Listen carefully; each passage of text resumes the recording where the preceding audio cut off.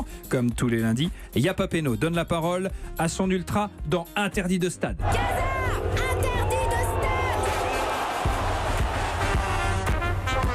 Et Julien Cazin, aujourd'hui, vous dressez le portrait de notre invité, Nelson Montfort. Nelson Montfort, vous êtes né un 12 mars 1953, une semaine tout juste après la mort de Joseph Staline. Décidément, après Patrice Laffont, né le jour de la mort de Trotsky, ça en fait des réincarnations de communistes à France Télé. Ça explique peut-être les cadences de travail relatives et le niveau d'exigence légendaire du service public. Mais bam! Ah oui, ça balance direct, moi je m'en bats la race, j'ai peur de rien, je suis un punk, je mange des migales. Il est où Milayon? C'est plus lui, pardon. Excusez-moi, c'est pas grave. Donc vous êtes né un 12 mars...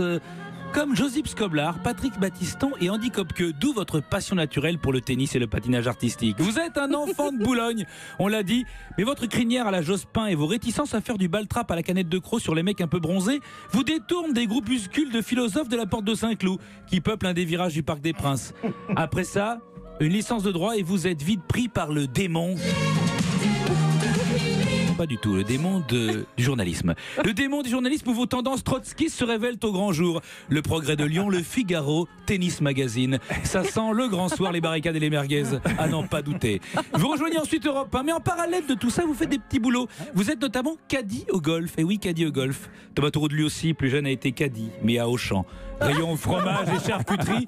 Il a gardé de ce rôle de caddie en souvenir une petite pièce d'1 € coincée dans la fente. C'est à France Télévisions, plus tard, que vous allez vraiment éclater au grand jour en tant qu'intervieweur. Vous faites notamment vos débuts remarqués au JO de Barcelone avec le grand Carl Lewis. Dans cet exercice, vous allez vous sublimer puisque vous pouvez faire des interviews dans plus de 4 langues. Les questions les plus longues du monde, dont certaines questions peuvent dépasser la durée d'un blog de Didier Roustan, qui déjà est considéré comme le Fidel Castro du foot. C'est incroyable. Moi j'ai adoré, j'ai tout podcasté vos ITV. Je crois qu'on peut se procurer des ouvrages de vos questions car elles ont toutes été publiées chez Plomb, notamment celle à Muriel Urtis après sa 5e place aux 4 x 100 mètres de Londres. Ça fait 3 volumes de 200 pages, mais ça se lit très vite. Et que dire de celle de Michael Liodra en sortie de son 2e Roland Garros contre Raonic en 2013, puisqu'à la fin de la question on entamait déjà Wimbledon et on se rappelle plus de la question. Mais au-delà des questions, il y a des traductions dont vous êtes le ténor. Quand Usain Bolt répond après un 100 mètres, vous traduisez ses propos par Usain nous dit qu'il sent dans la meilleure forme de sa carrière, il est en pleine possession de ses moyens, il sent que rien ne l'arrêtera dans sa quête de l'absolu car son corps exulte de jouissance dans un orgasme sportif qui l'amène à nous inviter à le suivre dans une odyssée olympique sans précédent. Le mec il avait juste dit I feel good, I am happy for this victory. Mais c'est à la magie Nelson Montfort, oui, vous traduisez tout le temps, même quand vous n'êtes pas dans un sport. Vous êtes invité à Fort Boyard par exemple, l'épreuve est un cauchemar, mais vous n'oubliez pas que vous êtes bilingue, le bilingue qui est en vous. Nelson, c'est facile à dire, mais essaye de te calmer, de respirer. C'est le pire jeu de tout le Fort Boyard. Help me, help me. Voilà. Même dans un moment difficile, vous n'oubliez pas de traduire. Et compagnie, je vous les conseille pas.